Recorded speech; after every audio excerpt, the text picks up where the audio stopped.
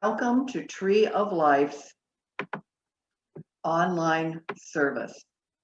My name is Carol Alfus, and I'm your worship leader this morning. We're delighted to announce that starting August 8th, we plan to begin holding 9 a.m. short and sweet services outside on the grounds at Tree of Life. These services will be simpler than the regular service. The service will be followed by our regular service on Zoom at 10:45 a.m. Everyone is welcome to attend. We do ask, if you come to the on-site service, that you mask and socially distance.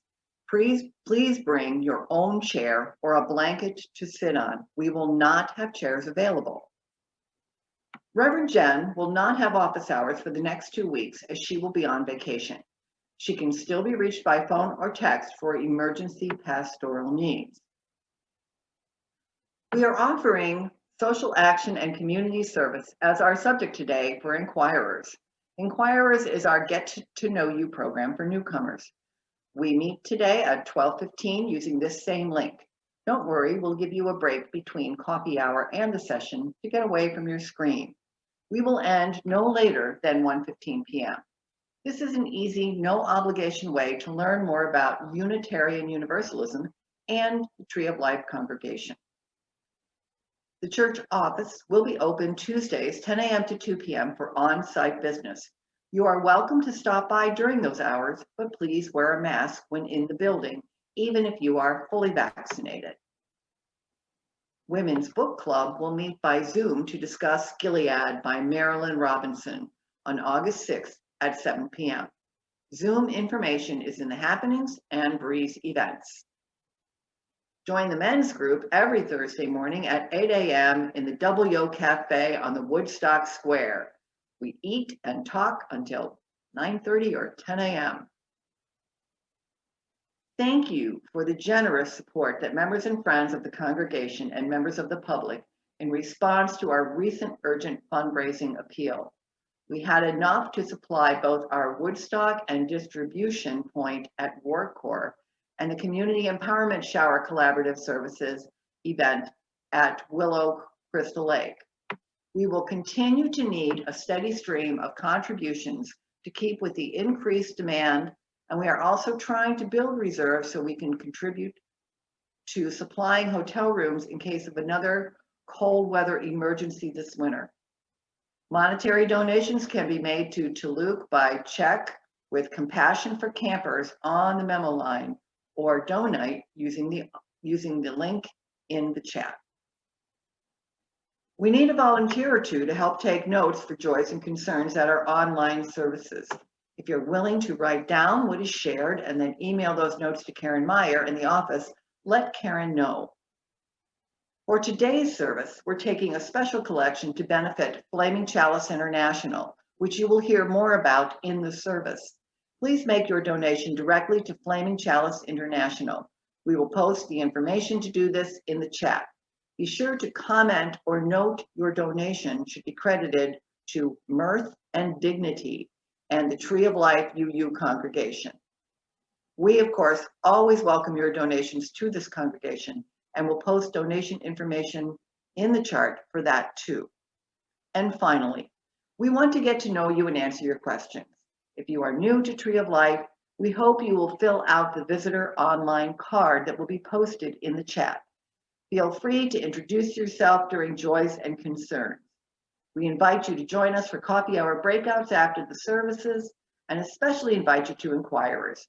We are a friendly bunch and welcome a chance to get to know you.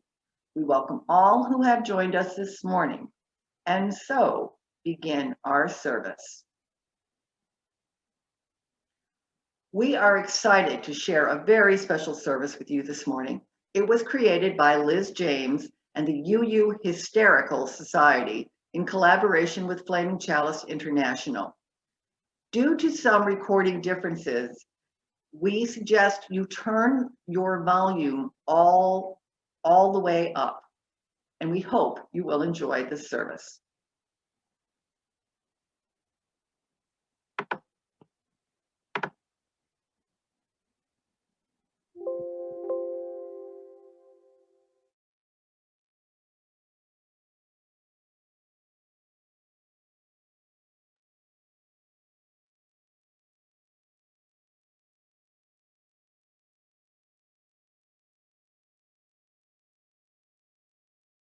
Our opening words this morning come from comedian Trevor Noah, who grew up as a mixed-race child in South Africa and writes about his experiences in his memoir, Born a Crime.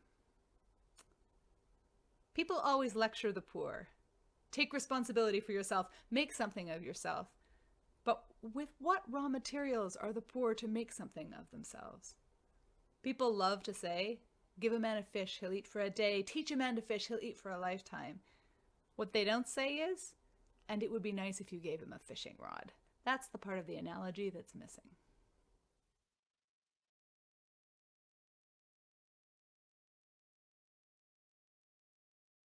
I want to light this chalice today in gratitude. In gratitude for the many people here and all elsewhere who do everything they can to make our world a better place. Children who in their young age, and sometimes their unfiltered questioning, transform the world.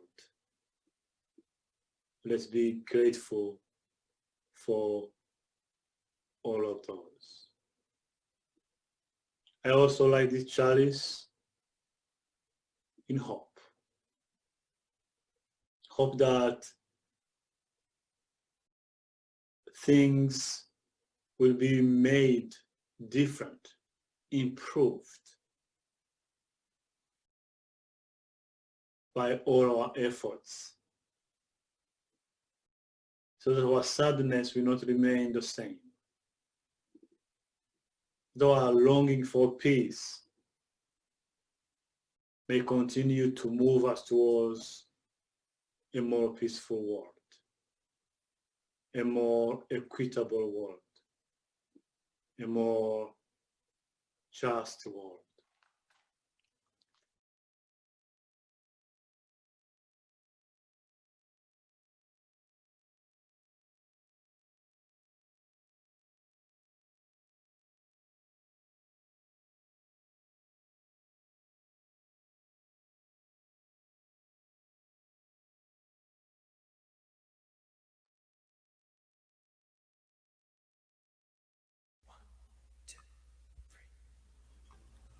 We shall be known by the company we keep, by the ones who circle round to tend these fires. We shall be known by the ones who sow and reap the seeds of change, alive from deep within the earth. It is time now. It is time now that we thrive.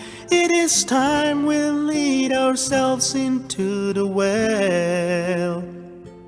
It is time now, and what a time to be alive. In this great turning we shall learn to lead in love. In this great turning we shall learn to lead in love.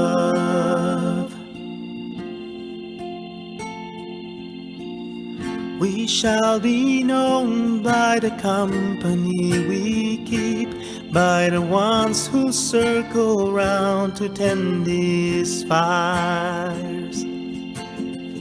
We shall be known by the ones who sow and reap the seeds of change, alive from deep within the earth. It is time now.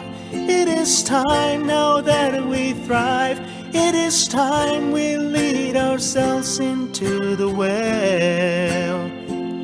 It is time now, and what a time to be alive.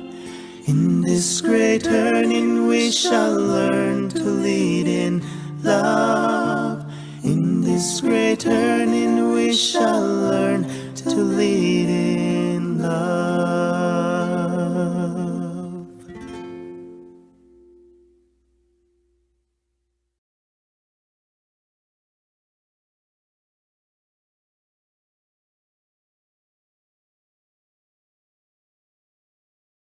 This is a story about saying something when things aren't right. I don't know about your family, but my family has been doing a lot of that lately. Some of you might have experienced going with a parent to a march or to hold signs, or even been part of writing a letter or an email. And I'm sure all of you have had the experience of seeing something not quite right and saying something about it. I want to tell you the story, the true story, of two children who did just that. I don't know their real names, but their nicknames were Bukuru and Toyi. They were 7 and 9 years old, and they lived in a very poor country in Africa called Burundi. And they lived in a small hut of very few rooms with a grass roof in a land that was always warm and green. They spent their days mostly running around outside, playing, taking care of the family's herd of cows. And one morning, a little over 5 years ago, they were out in the fields in the middle of the day, and they saw a group of men arrive in cars. The men had guns, and they also had a man with them who looked like maybe he wasn't choosing to be there. Talking quickly, the men ushered the other man into the hut, and they closed the door. That man was indeed their prisoner. In fact, he was a Unitarian minister by the name of Reverend Fulgence Joanna. We'll call him Fulgence. Fulgence was the minister of the Unitarian church nearby. The Unitarian church had been doing exactly what so many UU churches in North America do. They had seen things going on in their country, and they were saying something. They were going to demonstrations, just like so many of us do. Now, in Burundi, the government responds more angrily to demonstrations than they do here, and it became very dangerous to speak up. People were being seriously hurt, so the Unitarian Church did something very brave. They bought some cell phones and some vests that said Human Rights Observer, and they began recording what was going on. It was probably this that caused those men to take Fulgence as prisoner. Now the kids, they didn't know any of that, of course, but they did know something wasn't right. They could feel it. So at lunchtime, they went to the local police station and they explained what they'd seen. You can imagine, 7 and 9 years old, how nervous they must have felt walking into the police station all by themselves. But the policemen were nice. They said they'd go see what was happening, so the boys went back to the field with their cows. But at the end of the day, before going home, they checked one more time, back at the hut to make sure things were okay, and the police hadn't kept their word. They hadn't gone to check on things. So the boys returned to the police station, and they said something again, and they were able to convince a policeman to come. The police arrived just as the men were taking Fulgence outside, saying they were going to kill him, and they stopped that from happening. They took everyone to the station, they sorted things out, and Fulgence tells me that he believes that if it weren't for those boys saying something, he probably would not have lived. It wasn't easy for Fulgence after that day. Soon after, he was arrested, and then he was sent to prison, and again, people helped him. Unitarian Universalists saw what was happening, and they said something. People of all ages, kids too, wrote letters to Fulgence's government to say what was happening was not okay. Fulgence knew about all this. Even when he was in prison and very afraid, he knew there were Unitarian Universalists all over the world working together to save him. At night, when it was dark and he couldn't sleep, he would picture the flaming chalice in his mind, and that helped him hold on to hope. After 9 days, he was released temporarily, but he knew they were coming for him again, so a friend drove him straight to the airport. He didn't pack his toothbrush. He didn't say goodbye to his family. He made it across the border, and eventually he made it to Canada as a refugee. Now he works as a minister in Canada, and he also runs a charity called Flaming Chalice International, which helps the people in the region that he comes from. Now it's Fulgence who is able to see injustice and do something to fix it, with the support of UUs from all over the world. But even today, Fulgence has never forgotten those two children, 7 and 9 years old, who saw something that they knew wasn't right.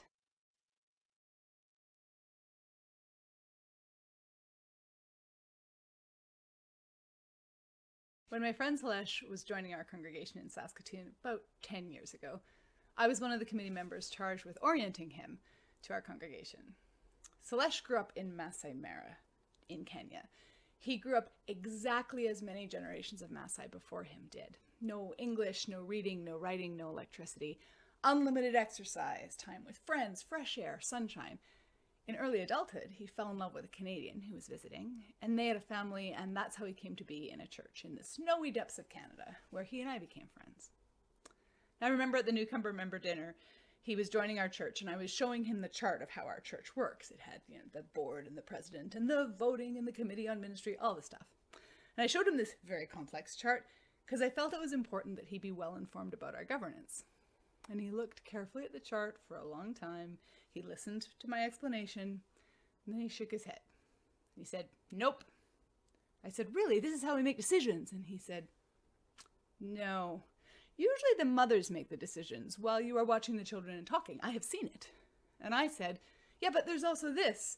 And he looked at it for a little bit longer, and then he said slowly, "This looks like a lot of work." I explained that it is, but it's important that we do it to create community. "You don't have to do this for community," he said. "How you have community is you bring many people together, and then they make community. Many people make community without these," he struggled for the word, "committees." It was like he was trying to explain to me that 2 + 2 = 4 because that's what 4 is. It doesn't need a committee to be 4, it's just 4. When we first arrived in Kenya 3 years ago, the first thing Celeste did was drive us to the plaque at the center of his village, haul us out of the Jeep to stand around it. The plaque marked the death of a white tourist a few years back.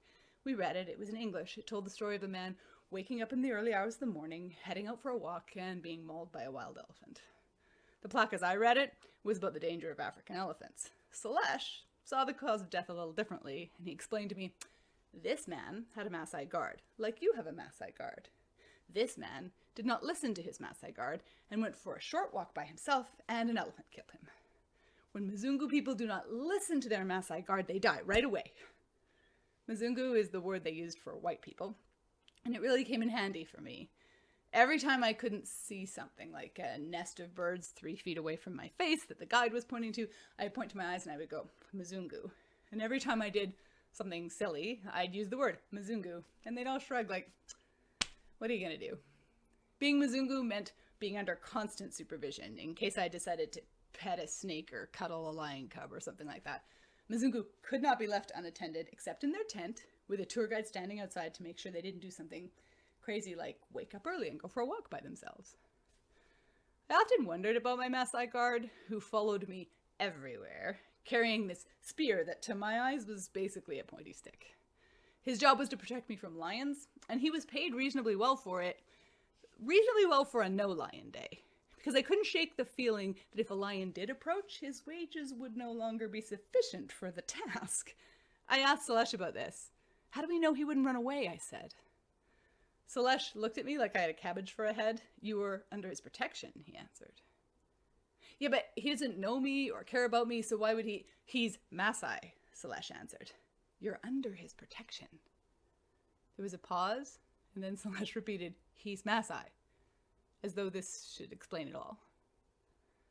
That night, my sleep was interrupted by what I can only describe as a moaning, growling kerfuffle of noises. I was nestled into the tent I'd mentioned earlier. It was a very nice tent, nicest you've ever been in, had a flush toilet.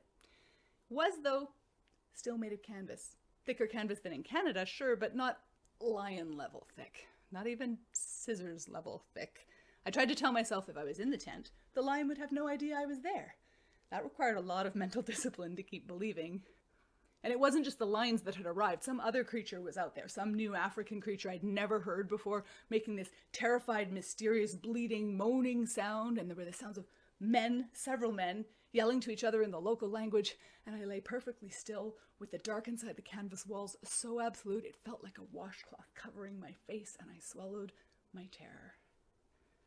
And in the morning, I learned that the mysterious new animal was, in fact, a cow.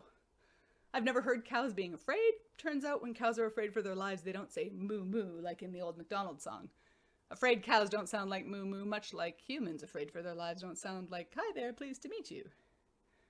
The cow had wandered away from the herd in a nearby village, and a team of Masai men had tracked it, and they found it eventually, but they found it at the exact same moment that the lion found it, which was after dark, and we're talking like can't see your hand in front of your face kind of dark. The noises I heard were them stepping between the cow and the lion and shooing it away with their weapons, which I cannot emphasize this part enough, were basically machetes and pointy sticks, used largely without the benefit of sight. They won this battle. Lions are afraid of Masai men, and it eventually retreated. Celeste says this is usually how it goes. Lions are afraid of the Masai and will kill a Masai warrior very rarely. He then immediately qualified kill a Muzungu on sight, though, every time, no reason at all, before I got any ideas. I was too hung up on this word rarely to absorb his lecture. Wait, I said, you said very rarely, like meaning not never? Meaning sometimes someone does die? Not often, said Celeste, which is not the same as never. I couldn't imagine risking my life like that, I said. Well, they're Masai, Celeste answered, like it was a complete sentence. Then, a Masai can't give up on his cow. Suddenly it all slid into place. It wasn't just about the one cow. Suddenly my Muzungu eyes could see the big picture. It's been explained to me that Masai have survived for centuries through their reputation for bravery and self-sufficiency and honor. They have a reputation for never giving up, and the fact that everyone knows that is one of their greatest assets. The lions do not tangle with the Masai. The neighboring Kikuyu tribe do not tangle with the Masai. Even Muzungus didn't tangle with the Masai, and the Muzungus tangled with everybody. In modern times, Muzungus are not adversaries in the same way. It's quite complicated. They are a threat still, but they're also tourists who bring lots of money, which they exchange for a chance to look at wild animals safely. And so the Masai reputation is still a communal asset. The reason my guard would protect me at all costs was because if one Masai lets one tourist die, everyone's reputation suffers. The whole region's economy gets put into jeopardy. Everyone's livelihood and independence is at stake. He'll protect me, I said, because I'm like a cow to him? Celeste nodded. A Masai can't give up on his cow, because a Masai can't give up on his reputation. Independence.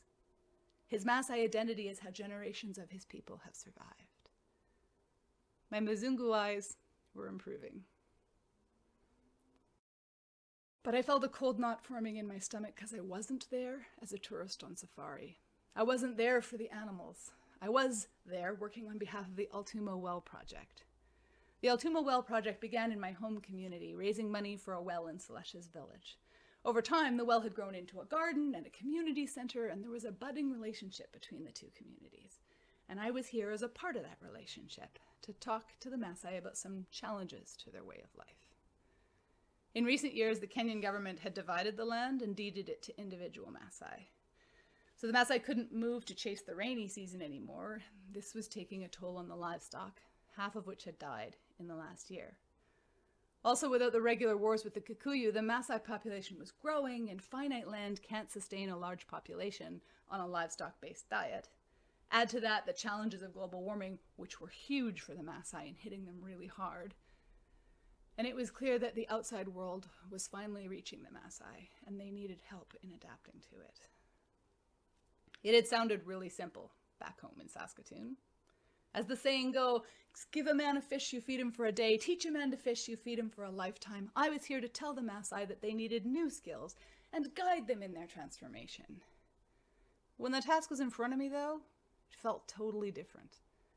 I was just one more white person arriving to tell the Masai about how they needed to give up their cows and embrace the future. One more colonizer telling them that this time was different, just like every colonizer had told them before me.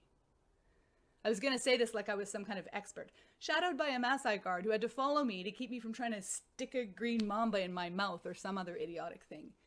Here, Muzungus were just cash cows you had to keep from killing themselves long enough so they could get their little snaps for Instagram or whatever it was and go home again.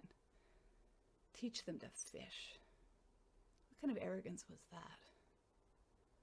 As we rode to the well site on the day of the big meeting, I felt a new feeling of unease in my stomach. I found myself thinking back to the advice of my friend Fulgence and hoping to find something to hold on to. Reverend Fulgence and Joanna reminded me so much of my friend Celeste, which is a little strange because they are from polar opposite backgrounds.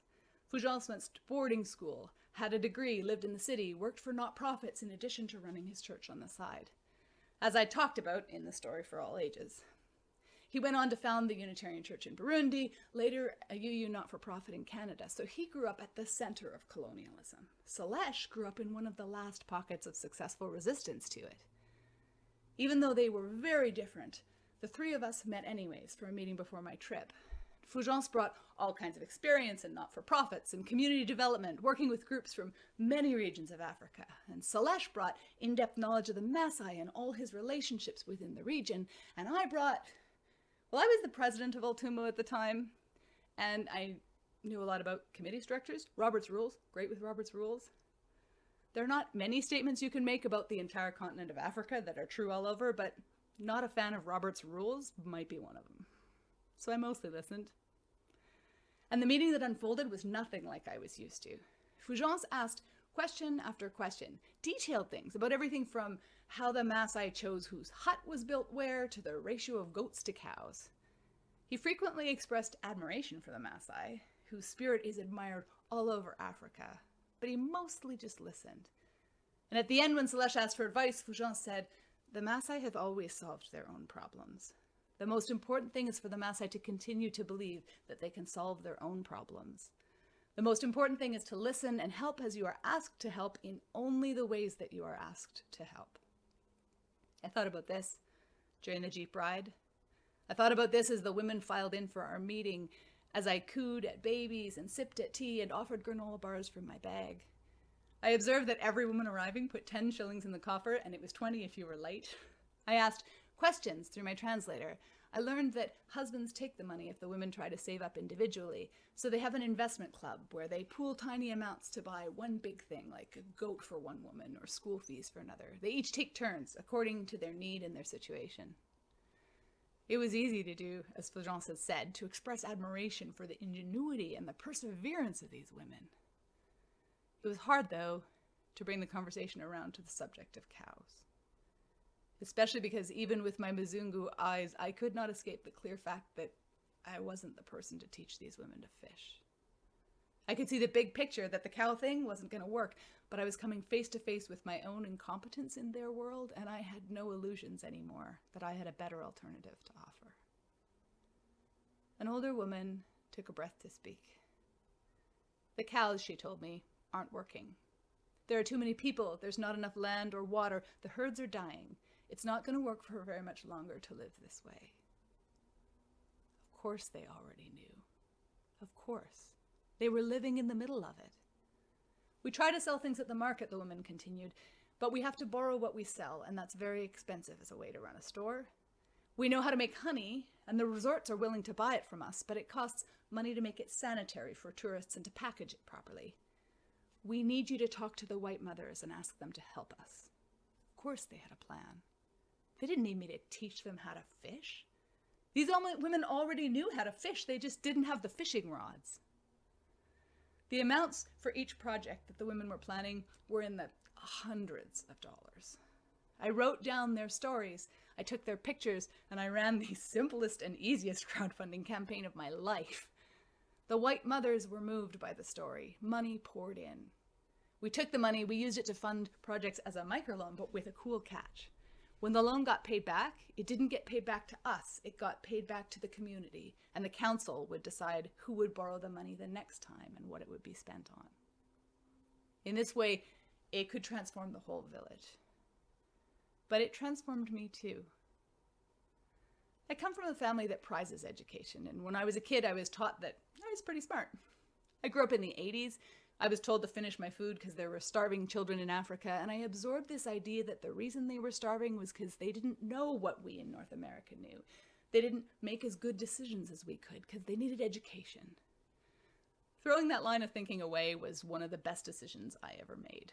Understanding that people are experts in their own contexts, or at the very least that I am not an expert in their context, has transformed my ability to help. There are solutions that my Muzungu eyes can't see, and it's okay not to be the wise person in the room. Now when I offer my voice or my financial resources, I look for solutions that are led by the people who are facing the problem. I assume that they know better than I do what's needed. And I've seen firsthand over and over again how much farther resources stretch when you spend them in this way. I expected this transformation to be humbling, maybe even painful. I expected that coming to understand my limited expertise and giving up power would be hard, but it's been the opposite. It's been freeing. It's painful to try to act with wisdom you don't have, and it's a lot of work, and it feels broken, and it leads to all this cumbersome process. I find myself thinking back to that night when I showed Celeste the chart of our congregational structure, how he shook his head and then said, "You don't need all that to have community, you just put people together and community appears." I don't believe it's that simple in most North American contexts. I think there are community building skills Celeste uses without even realizing he has them because he learned them as a child, things I didn't learn. One of those skills is a kind of power sharing partnership where each person finds the area that is theirs to be a steward of. This is better than the way I learned to do it. It creates better decisions and it leaves more time for relationships. I'm telling you this story today partly because I know you have your own decisions to make about how you use your power in the world, but also because I believe the support we provide overseas as Unitarian Universalists is crucial and that it's strongest when we are very aware of our Muzungu eyes.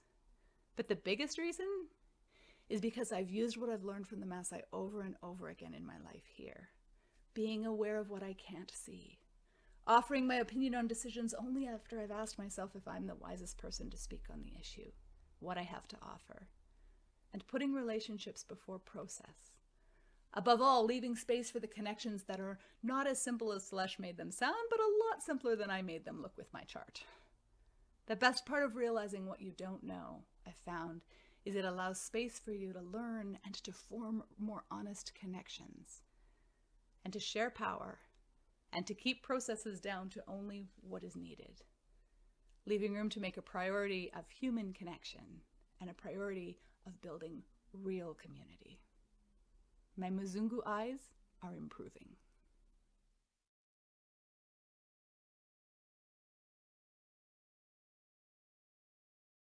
In this story for all ages, I told the story of Reverend Fulgence Ndadijimana being imprisoned in Burundi and about him sitting in his cell holding the image of the flaming chalice in his mind to remind himself he wasn't forgotten. What I didn't talk about as much is about how when he came to Canada, he became one of the ones in charge of not forgetting others. There were many people in his church and community who were persecuted. It wasn't just him. And now they were scattered in other locations across neighboring countries. You're in a congregation, you can imagine what that would feel like if you were safe, but the others from your community were in terrible and dangerous conditions. The flaming chalice burning in a person's mind to give them hope when things are hard is a two-part equation. It also needs to burn in the mind of the people who haven't forgotten you. So Fulgence made a Canadian charity called Flaming Chalice International, and many of us came together to donate to his cause as he worked around the clock to keep people alive and safe, find them sponsorships into new countries. I have worked with refugee causes a lot in my life, and something people don't realize is it's very hard to spend money well. There are a lot of judgment calls to make. And what I noticed in watching Fulgence, I'm on the board of FLI, is that every dollar he spent was like 6 times as effective as money I would have spent. He knew exactly what was needed, and also because the people being settled were from a community, they arrived and got jobs quickly as they could. They spent very little because they knew what they didn't spend would go for the next person.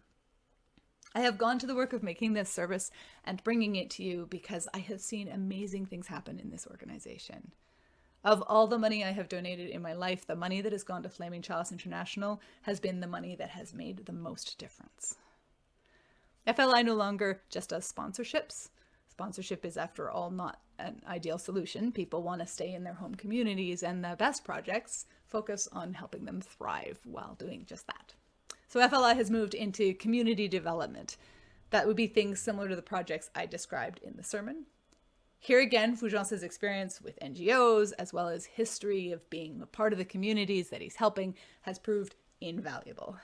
His work is strategic and grounded in relationship, and I've asked him to choose one of FLI's projects to tell you about, but you can read about all of them on the organization's website, flaminginternational.org. Now, there's a project which is very close to my heart. You see, I have been in exile for the last 6 years. During those 6 years, both my parents died. And the last one to go is my mom, who passed away this past July. It was a difficult time. And after several months, I slowly came back to life.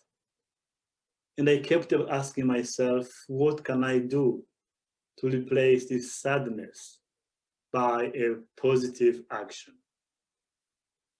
After consultation, we came up with the idea of providing water to the village in which my mom lived for 7 decades. You see, women are the ones who get water to their families. In that village, they have to walk 4 kilometers one way to get water. And so I have taken up this project, which will serve that village, 3 surrounding villages, and a school of 600 kids. Today, I want to ask you to support that project as you are able. This project will change lives, will have a positive impact on so many people, and will help the community, especially the women members of the community, to do other things and to use their time for other productive activities instead of walking long distances to get water. I thank you for your generous support, and I thank you for having been part of the work that Flaming Chalice International has been doing, both with refugees and with communities in East Africa. Thank you.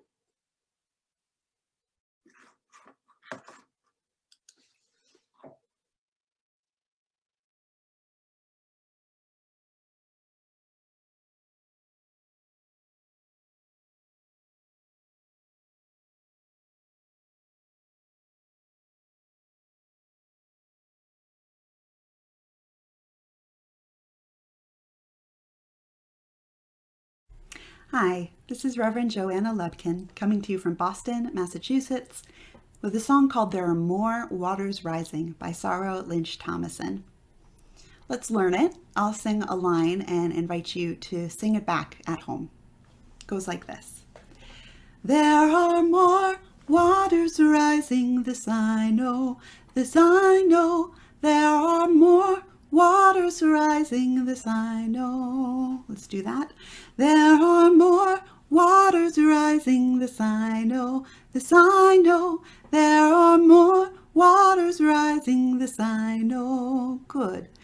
There are more waters rising, they will find their way to us. Let's do that. There are more waters rising, they will find their way to us. Good.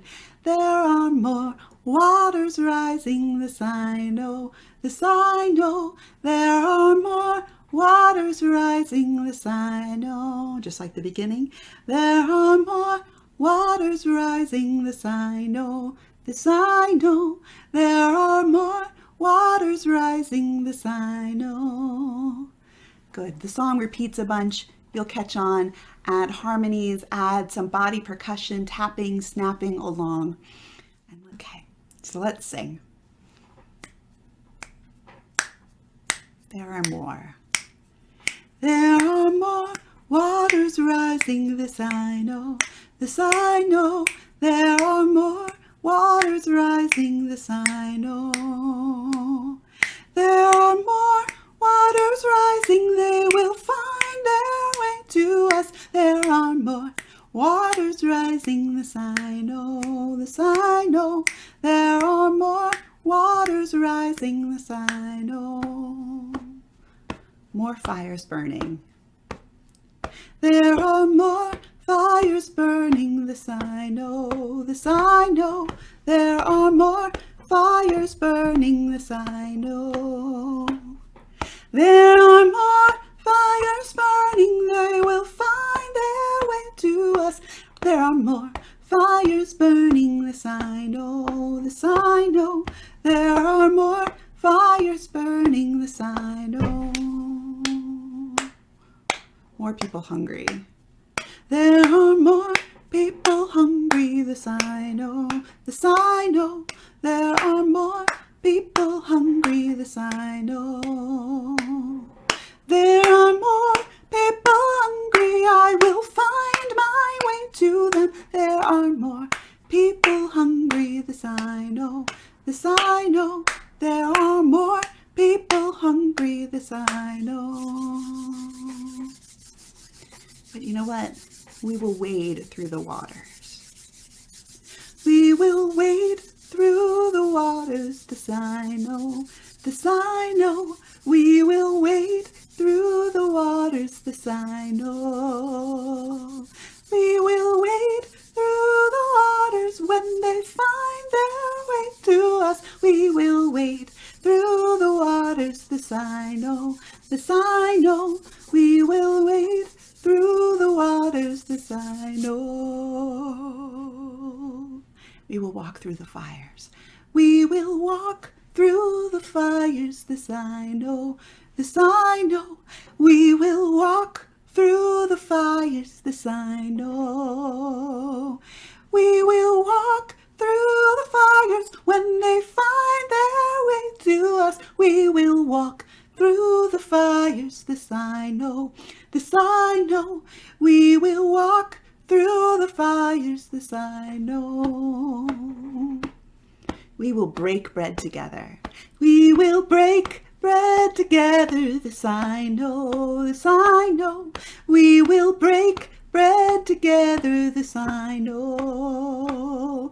We will break bread together, feeding every type of hunger. We will break bread together, this I know, this I know.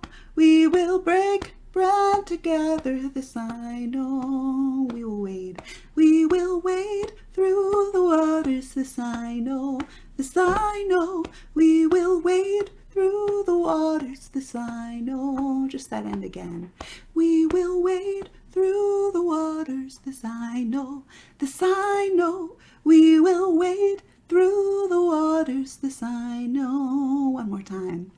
We will wade through the waters, this I know, this I know. We will wade through the waters, this I know.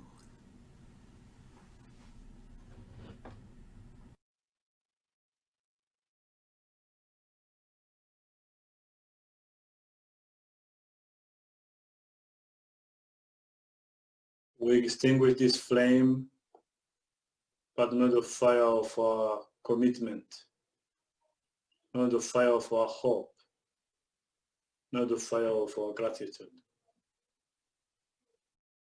May we persevere when things are tough. May we collaborate when our own efforts are not enough.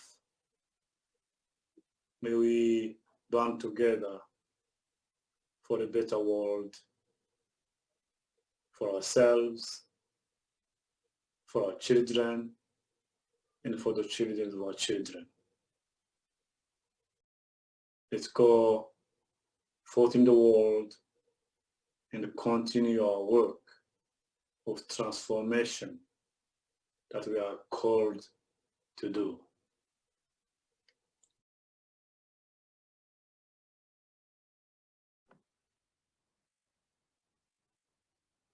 Our words of blessing this morning come from May Sarton.